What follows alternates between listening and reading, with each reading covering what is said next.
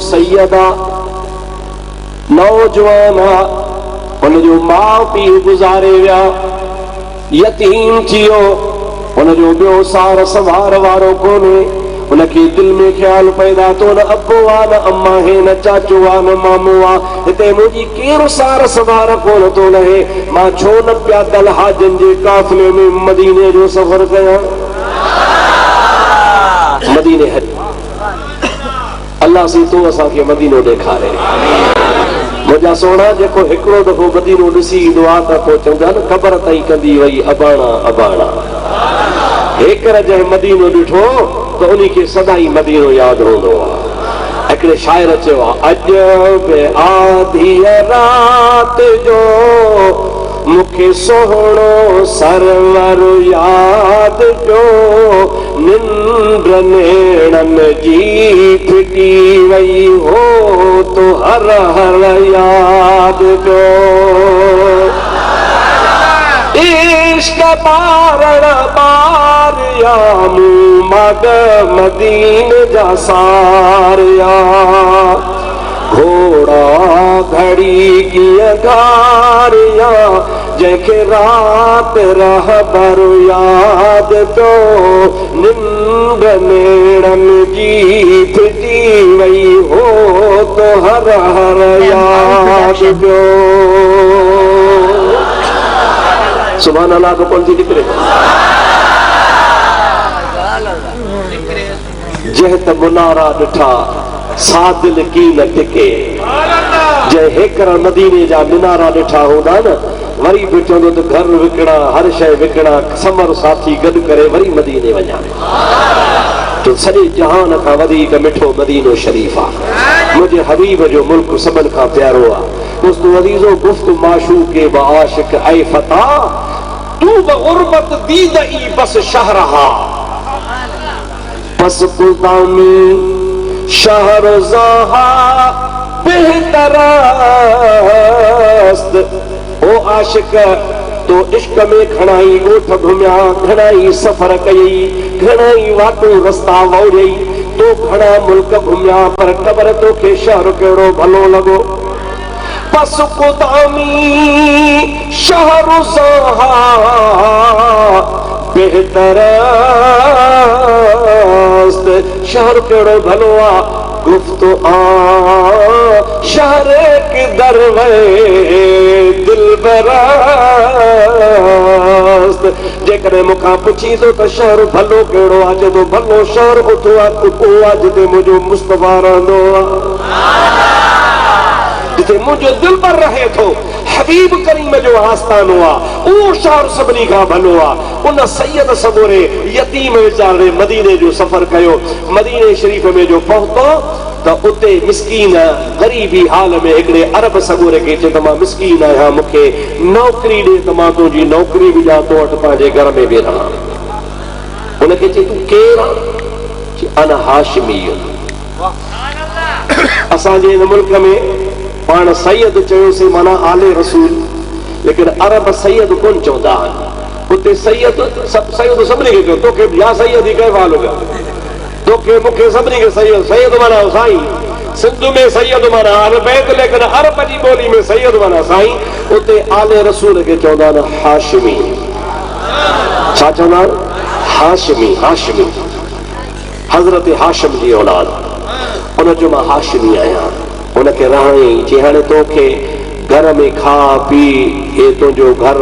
ये तुंहिंजी मुंहिंजी जॻह घर वारी आहे, असां तुंहिंजी माउ आहे, ऐं तुंहिंजो बाबे जी जॻह ते आहियां। नंढड़ी हुनजी न्याणी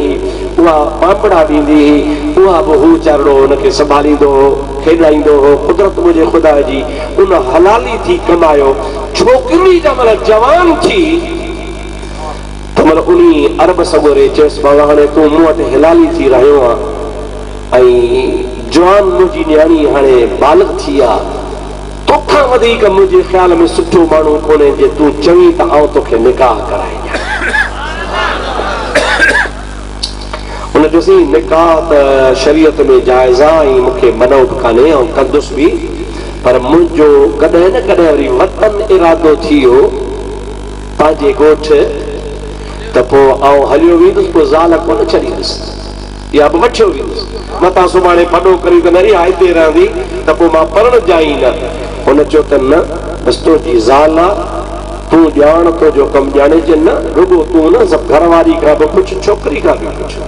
जेकॾहिं मुंहिंजे रिश्ते में आई त पोइ मूंसां हुनखे हलणो पवंदो। हुन सॼी सेटिंग करे माउ बि राज़ी थी छोकिरी बि राज़ी थी पीउ बि राज़ी थियो निकाह थी 12 महीना रहिया 12 महीने ताईं हुनखे औलाद कान थी 12 महीने खां बाद में हुनखे पंहिंजे वतन जी सिक थी। जमल रवानो थियो मदीने शरीफ़ मां ज़ाल में सां गॾु तयारु थी रवानी थी त हुन अरब सॻोरे चयो बागाल ॿुध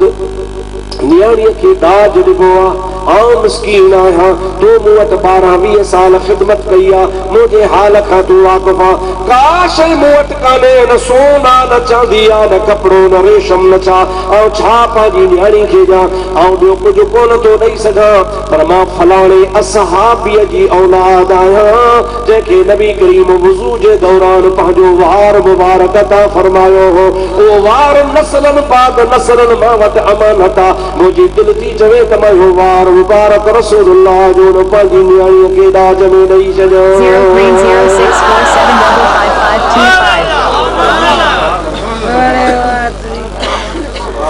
03064745525 जो भाग थियो हुनजो इन्ही ॾाज तो जहान जा ॾाज क़ुर्बान कजनि। मुंहिंजा दोस्तो अजीज़ो पंहिंजी नियाणीअ खे वार मुबारक ॾिनो वार मुबारक वेड़े पंहिंजे मुल्क ॾे मुल्तान शरीफ़ में अची पहुचा 60 साल जी कुराड़ी माई थी वई हू बि मुंहिंजा दोस्तो अजीज़ो 80-85 साल जो थी वियो औलाद ॿिन्ही खे कान थी अॻ में मुड़ुसु गुज़ारे वियो उन खां बाद उहा कुराड़ी हुई माण्हू खे ज़ियारतूं कराईंदी हुई माण्हू ज़ियारत करण ईंदा हुआ जंहिंमहिल आख़िरी टाइम थियो आहे माईअ जे विसाल जो हफ़्तो ॾेढ थियो आहे राति जो सुती पई आहे ख्वाब पई रहे ॿिन्ही आनंद जे सरदार जो हुनखे दीदार थियो आहे नबी करीम अलैहिस्सलाम फरमाइनि पिया कुराड़ी तोखे औलाद कान्हे पर मुंहिंजो वार मुबारक तो वटि अमानत आहे चए हाओ साईं पर तूं मरी वेंदीअ त तुंहिंजे वार ते माण्हू विढ़ंदा हाणे ईअं कर त तो वटि हिन शक्ल वारो माण्हू ईंदो महबूबन इशारो कयो त उहो शक्ल हिन जे साम्हूं अची वई इन्ही मुहांदे वारो शख़्स अची साईं क़िबला किथां जो हूंदो चए सिंध जो हूंदो रोहड़ीअ जो हूंदो नालो हुनजो फलाणो हूंदो सूरत इहा तोखे मां ॾेखारे थो छॾियां इहा मुंहिंजी अणत हुनखे ॾिजाई तुंहिंजे वक़्त खां तो वटि अॻु में ईंदो माई इंतज़ार में आहे 2 ॾहाड़ा 3 ॾहाड़ा 4 ॾहाड़ा गुज़रिया रुगो माईअ खे दीदार कोन थियो उन काज़ीअ जो बि भाग भलो थियो उनखे रोड़ी में दीदार जो अमानत खणी आहे ही हितां पंहिंजा काफ़िला करे हुते पहुतो दरवाज़ो खड़काई माई पुछो केर नालो ॿुधाई ॿाहिरि निकिरी आई सूरत सुञातई त उहो ई आहे जेका सूरत मूंखे सरदार ॾेखारी हुई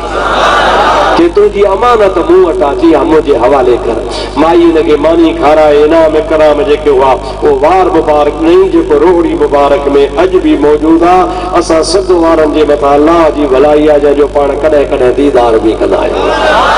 सभई जो सल्लल्लाहु अलैहि या रसूल अल्लाह वसल्लम अलैका या हबीब अल्लाह दोस्तों अजीजों सहाबिया के हबीब करीम वार मुबारक ॾिनो आहे उन सहाबी उन वार मुबारक खे खुशबू लगाई आहे कपड़े में बेड़े सेड़े उन पंहिंजे घर में मथे झारे में रखियो आहे राति जो सुतो पियो आहे निंड उनखे अची वई ओचितो कमर आधी राति जो हुनजी अखि खुली अञा जो निहारे त हिन जो सॼो घर